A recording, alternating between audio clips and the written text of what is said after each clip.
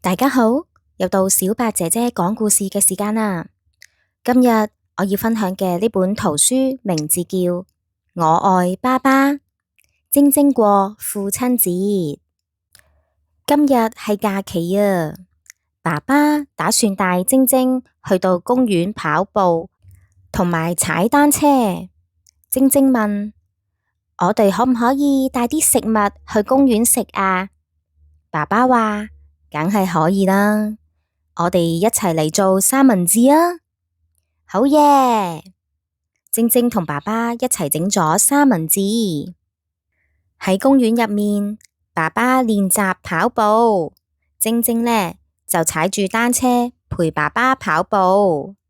過咗一陣，爸爸拎咗三文治同埋水果出嚟畀晶晶食。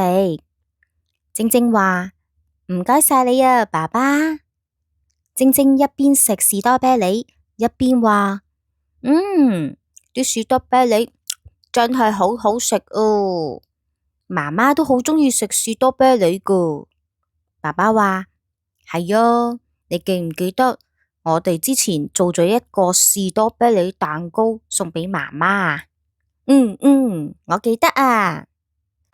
到咗星期日，今日呢係父親節。晶晶就話畀媽媽知，媽媽，今日好似係父親節啊！媽媽話：係啊，6月嘅第3個禮拜日呢，就係父親節啦。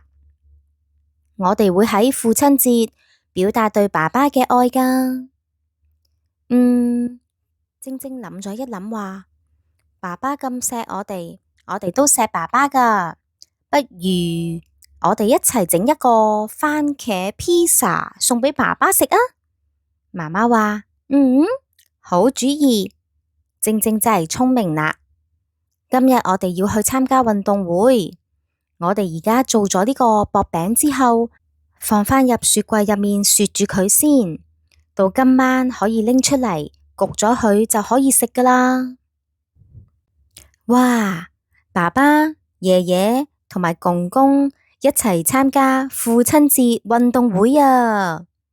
佢哋進行咗唔同嘅比賽項目。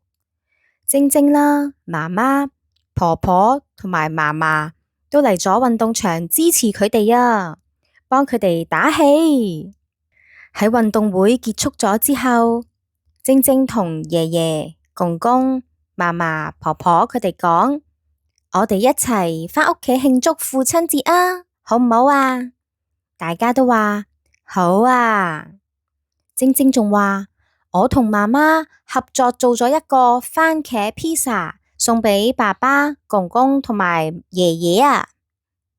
公公、爺爺同爸爸聽到都好開心咁，笑住話：多謝你哋啊！大家一齊返去食披薩啦。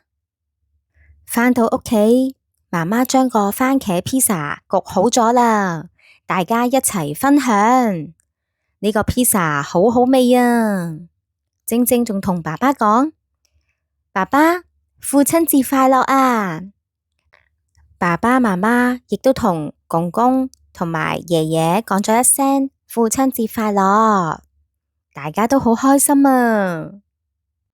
小朋友，故事就講到呢度啦。如果你哋都鍾意我哋嘅故事，請你喺下面畀個 like 我哋啊，同埋記得訂閱我哋嘅頻道啊！小白姐姐講故事，我哋下一次再見啦，拜拜。